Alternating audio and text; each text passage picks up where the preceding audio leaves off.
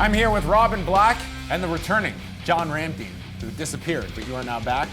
We hope you're all healed up. Good to go. You're not contagious. You're not ill. Could be. I don't care about you. I'm concerned about us too. Yes, of course. It's a quiet week coming up next week. Yeah. Holy gosh. I mean, what can you say?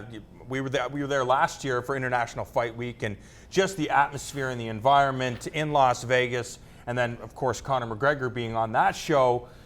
He's not on the show in Vegas coming up in the next number of weeks, but it's Brock Lesnar. So I think everybody's going to be excited. UFC 200 maybe bigger than UFC 100. And on top of that, we have Eddie Alvarez fighting RDA live on our channel for the lightweight championship of the world. So it's going to be very, very busy. But if you're a fight fan, it's got to be very exciting times. This is all great, except for also Condit fighting Demian Maia. Like, what the hell is that? That is amazing. That's like the coolest fight. Not on 200. No. 202. No, exactly. You got this one, and then that one, and then 200, and then a bunch of other stuff, and then that's just ridiculous. But Condit and Maia on way off in 202, which will come fast. It's not even the main event, but it's the coolest fight going. Joe Silva, thank you. Yeah. Thank you for making that fight. We will get to 202 because a bunch of fights have been added there, and it's a very welterweight heavy event happening August 20th. But looking ahead, we have International Fight Week, and it is week, and that means that it's going to extend till the following Wednesday with the South Dakota card. This will be the ultimate hangover effect with 3 straight nights by the UFC, culminating with UFC 200, and then they come back on Wednesday. It was supposed to be Tony Ferguson and Michael Chiesa, which was a dynamite lightweight main event. Michael Chiesa's hurt. He's off of it. Tony Ferguson will still fight on the show, but he will not be in the main event. That position will now go to Michael McDonald and John Lineker. And again, I look back at this. When the UFC first made the announcement in 2012 about main events, all main events will be 5 rounds, they always stated that if there's a situation such as the one we have here for South Dakota, guys won't be forced into 5-round fights out with very little notice. But we've seen that is now the norm, whether you're Stephen Thompson and Johnny Hendricks, and in this case, McDonald and Lineker. That's a massive change to have to undergo, where all of a sudden, you're just a few weeks out from your fight and you're told, well, you might have to go an extra 10 minutes. Yeah, and we've talked to many fighters, and I know I say that all the time, but we do. And nobody wants to fight 5 rounds. That's a certain reality. Nobody wants to fight more than the 15 minutes that they're scheduled to fight. However, fighters are willing to accept it as long as the UFC gives them a little bit of cheddar, because that's why most of these fighters are in this game, to make as much money as humanly possible. They're going to fight anyways. It's like, yes, I'm going to be tired, but my opponent's going to be tired too. Let's make some more money. Why don't we just have the best fight possible? You're training for 3, so we don't have a 5-round fight on this card. It's 2 weeks' notice, circumstances beyond our control. No one's going to complain. Yeah, I hear you. Especially the fighters. Yeah, I mean, if it's the same for both guys, it is fair. But it's never really the same for both guys, because if you're Michael McDonald, 1, he's got a sweet singing voice. And 2, you're thinking, I've seen this guy slow down a little bit. This is a 3-round fighter. Hands of Stone is a 3-round fighter who has had trouble making weight, even at 35, comes out slugging. Let's take this one slow, kind of play with range a little bit, keep him on the outside and beat him in rounds 3, 4, and 5. If you're Michael McDonald, you're singing with that tune. As we move Nobody knows why I'm referring to him as singing, but if you're over 40, you do. Well, there you have it. Maybe he will be singing his way to the octagon that night in South Dakota. We'll see how that goes over with the Sioux Falls folks. It's a great fight, though, by the way. I think these are 2 guys you need to keep your eye on because they are the future. Again, we thought that Lineker would be the guy that would eventually challenge Demetrius Johnson at 125 pounds, and maybe that's a possibility in the future. But I think where these guys are both at right now, especially when they're running out of challenges for Dominic Cruz, that you would imagine these guys would be a part of that conversation in the years to come. Okay, so UFC 202, it's happening August the 20th. It's headlined by the big rematch involving Nate Diaz and Conor McGregor. It has gained a number of big fights, not the least of which is Carlos Condit and Demian Maia. Interesting, because Carlos Condit was pretty adamant that he was only going to be coming back for a title fight. But Demian Maia, it's an excellent fight at 170 pounds. And Donald Cerrone will continue his campaign at 170, taking on Rick Story. Yeah, on top of that, you have Anthony Johnson and Glover Teixeira on this card. I don't know why they feel the need to make this card as deep as it is. You complaining? But no, I'm not complaining at all. It's fantastic. But the welterweight division, it really is the best time, I think, in the sport's history, and that's with George St. Pierre and Matt Hughes not in the organization right now. I love that Demian Maia is taking this fight because nobody is giving this guy the time of day. So, we saw him lose to Rory and we saw him lose to Anderson Silva. Demian Maia is just such a crafty individual, and he understands, well, if they're not going to give me a title shot, give me Carlos Condit. I go and choke out Carlos Condit.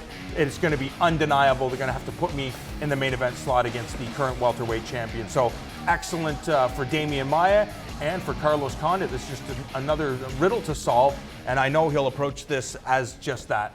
I can't even handle it. Yeah, I can't even handle that fight. I can't, when you think about it, Carlos Condit was the guy for 2 rounds against Lawler to give him the worst 2 rounds. There's an argument that he won 3 of those rounds, and he could be the welterweight champion right now. But the 2 rounds he won them clean.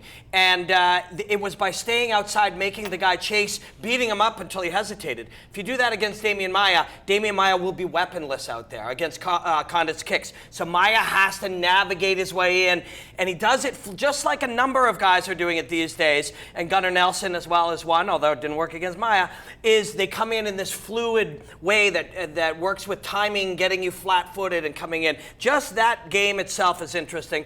Obviously, Stephen Thompson is the guy we're all talking about. Condit is kind of your connection down that evolutionary line where you see, from a thing crawling to a man, that little thing.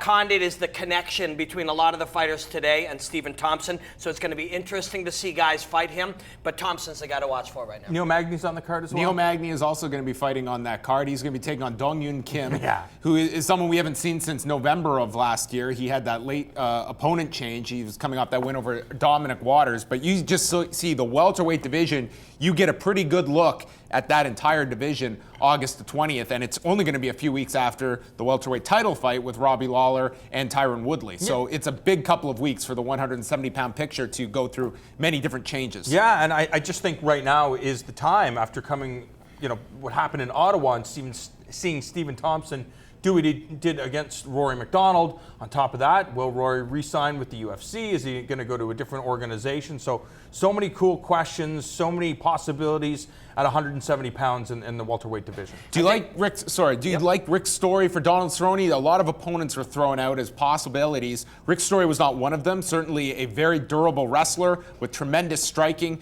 Do you like this fight for Donald Cerrone? I like that Donald Cerrone's taking this fight. It's an interesting challenge, a guy that you're going to really have to hurt Rick's story, and we've seen Rick's story get hurt, but he's a guy that seems to move forward. He's big. So Cerrone has a bunch of challenges, but I really thought that Patrick Cote was going to have his way with Donald Cerrone. So Cerrone just seems to be, not on a different level. He just seems to be different than what a lot of people expect from him based on his responses, based on, his post-fight interviews. I think he's hiding a lot of things. He is different than all the other fighters. And yes, he punches and he kicks and he takes people down, but he just puts it together differently and he thinks differently. And yeah, you're right. We spent a lot of time around him and it was cool. On some level, we had started to tip towards Patrick Cote being able to really show his game in that fight. And Donald, I think, is lying to us all. Yeah. I think that chewing tobacco and, I'm just doing my thing, it's cool. We all like him. He's a fun character. He's a lovable guy. We love the fact that he takes any fight and he shows up in fights. But he is way more of a smart finesse fighter than he's letting on. This is a smart guy right here, and I think we're being had just a little bit. And that is very, very cool. The Art of War says that the fight starts, the battle starts way before it starts. Donald's playing it with us, with his opponents, with the whole global landscape. This guy's a lot smarter than he lets on. I'm a big fan. Because I honestly think most of us buy into the fact that Donald Cerrone was drinking beers 2 days before he's supposed to fight, and that's just not a fact. Maybe he is. But that's not all he's doing. It isn't, just like so many things, it's not black or white. Yeah, right. The dude's not training at all and doing nothing but water ski and drink beer and chase pretty girls, or he's training like crazy. The truth is somewhere in between. Yeah, he's spit the odd mouthful of tobacco and had the odd beer after his 11 sessions a week of training. Yeah. Lastly, BJ Penn, he was pulled off the UFC 199 card after he admitted that he used an IV back in March, which he didn't realize was not allowed outside of competition. It's only a 6-month suspension, so he'll be able to fight after September the 25th Where are you going with BJ Penn? He has had a number of start and stops during this attempted return this year that has been halted. As you look at him coming back at 145 pounds, is that where plans continue? And do you expect them to pick up where they left off and find someone the level of a Dennis Seaver or a Cole Miller for his eventual return? Yeah, what I think is that if BJ Penn manages to fight, as you pointed out, September, if he actually gets inside of the octagon, I think we're going to expect to see a very good BJ Penn, because he's had to deal with all these challenges. And for him to deal with this and still want to get into the cage, I think that we're going to see a very good version of BJ Penn, and I think we're going to see a fresh version with new tools. We just want to see BJ do what he wants to do. All right, that's going to wrap it up for us, folks. But International Fight Week begins next week. Tune in Thursday night for a 1-hour preview show getting you set for the lightweight title showdown involving Rafael Dos Anjos and Eddie Alvarez, which airs live here in Canada from Las Vegas.